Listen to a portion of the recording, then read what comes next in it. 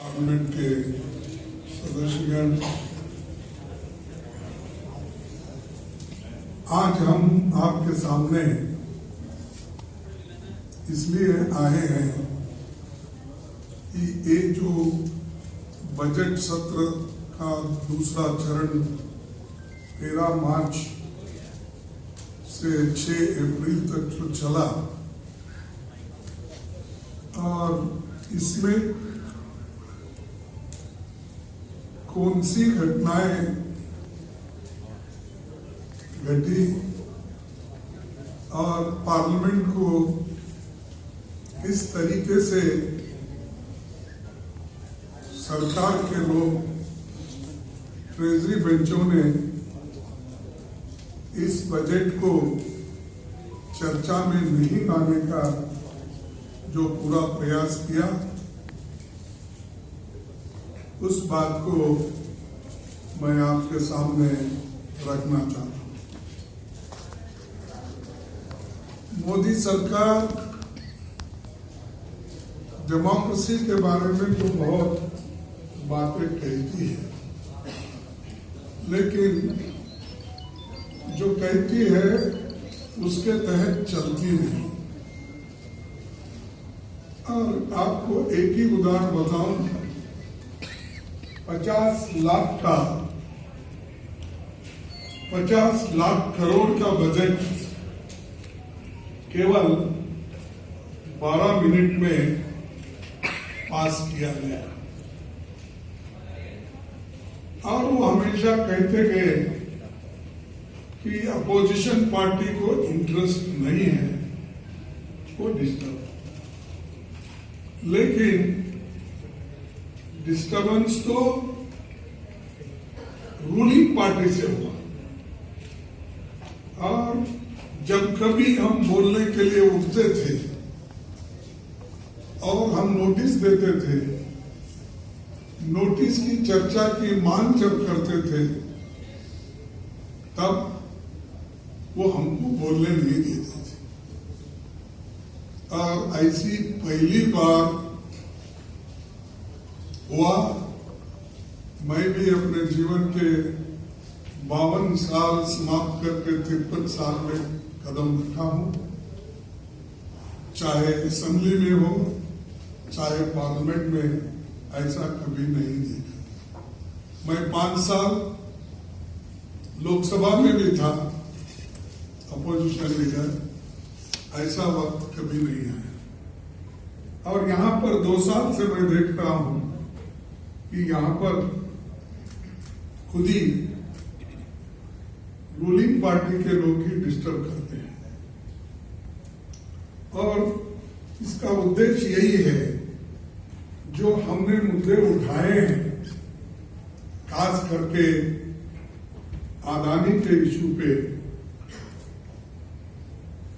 सारे 18-19 पार्टियां एक होकर एक कॉमन मुद्दा था कि अदानी को इतना महत्व क्यों दिया जा रहा है।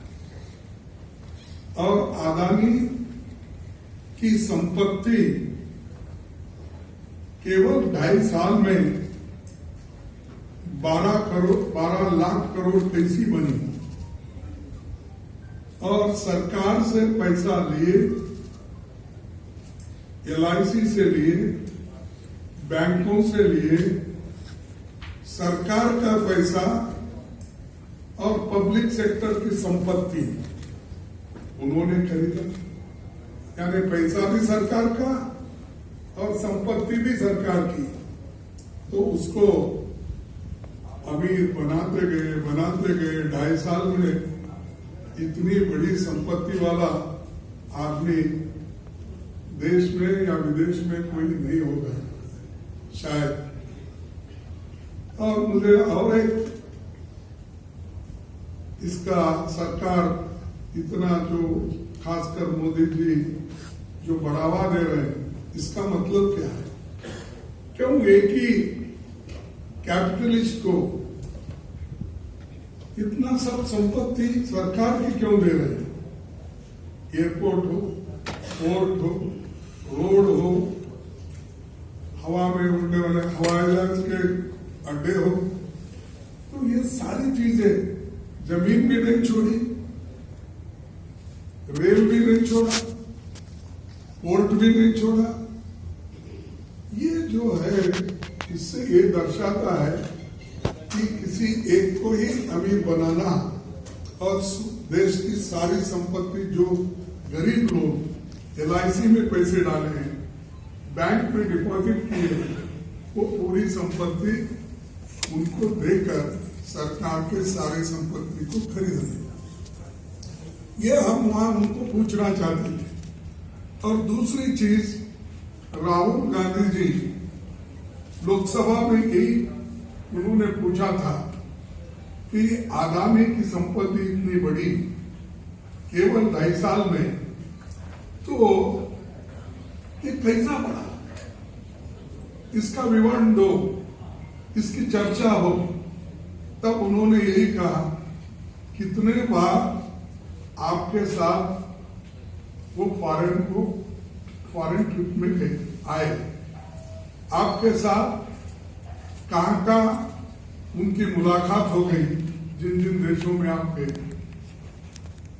आप जाने से पहले किन किन देशों में उन्होंने आपसे पहले जाकर आपसे मिले, और किन किन देशों के प्रधानमंत्रियों से या वहां के बिजनेसमैन से या वहां के मंत्रियों से मुलाकात की, और आपके वजह से उनको कौन सा ऑर्डर मिला, कैसा मिला, ये सारे डिटेल यहाँ पर चर्चा होना चाहिए। इसीलिए हम JPC की मांग करते हैं, ज्वाइंट पार्लियामेंट कमेटी। इसमें कोई उनको नुकसान तो होने वाला नहीं था, क्योंकि उनको 2/3 मेजॉरिटी है हाउस में, लोकसभा में, राज्यसभा में भी उनकी मेजॉरिटी है। जब कमेटी कॉन्स्टिट्यूट होती है तो मेजॉरिटी मेंबर्स आपके रहते हैं,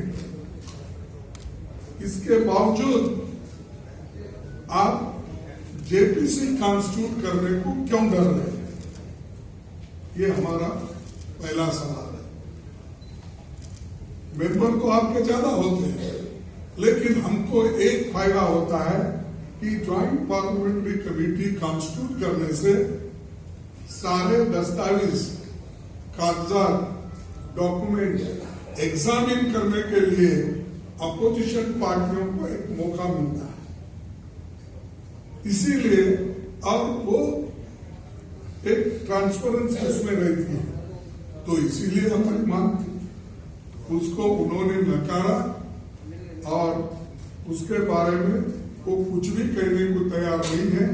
इसीलिए ये मुद्दे जो राहुल जी ने उठाए थे, उसको उन्होंने अलग करके दूसरा ये इश्यू डाइवर्ट करने के लिए उन्होंने माफी मांगो, तुम यूके में जाके ऐसा बोले, ये करे, वो करे, ये करे।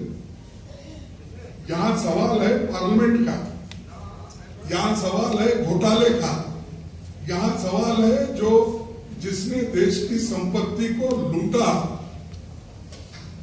गलत तरीके से, अपने शेयर्स को बढ़ावा दिया और छोटे छोटे शेल कंपनीज बना के करोड़ों रुपए उसमें लिए, जिसका सवाल है।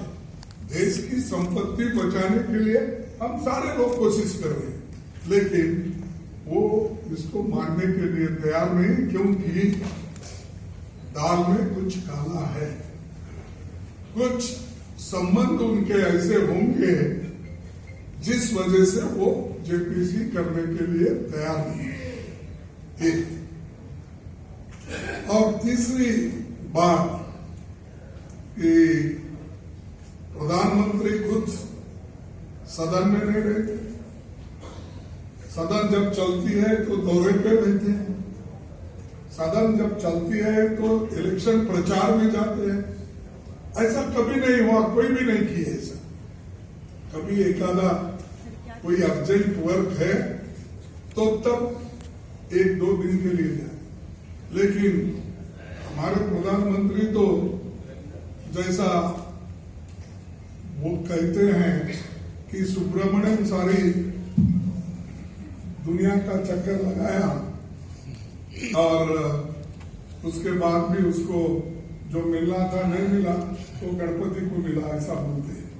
क्योंकि गणपति बैठे जगह बैठा और वो बोला तो सारी दुनिया या शंकर के पास, पार्वती के पास है, तो तुम तो दुनिया भर की क्या है, मैं तो यही बैठा।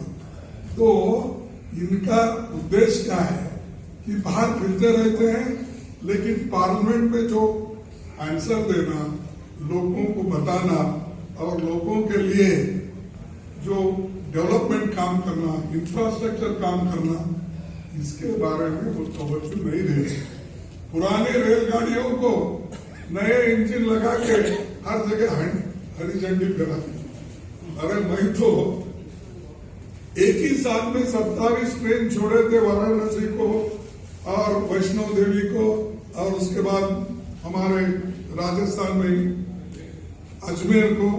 हमने कभी हरी झंडी लगाकर प्रचार नहीं किए, वहीं पर वही इसमें अब दिल्ली से हरी झंडी एक भाषण, मंगलुरु को हरी झंडी एक भाषण, और चेन्नई बॉम्बे से एक हरी झंडी भाषण, भोपाल वो एक।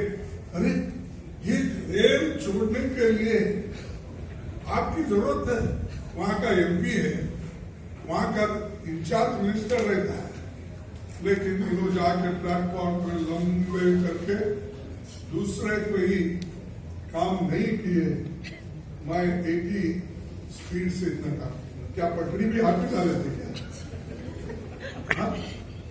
ऐसा कोई एक नया योजना करके, अगर जैसा कि पीर पंजाब हमने किया था, पटरी भी डाली थी, टनल भी खोदा था, अरुणाचल का हमने किया था सब, लेकिन इनको हमेशा आदत है कि ये अपना इनॉग्रेशन होना, भाषण होना।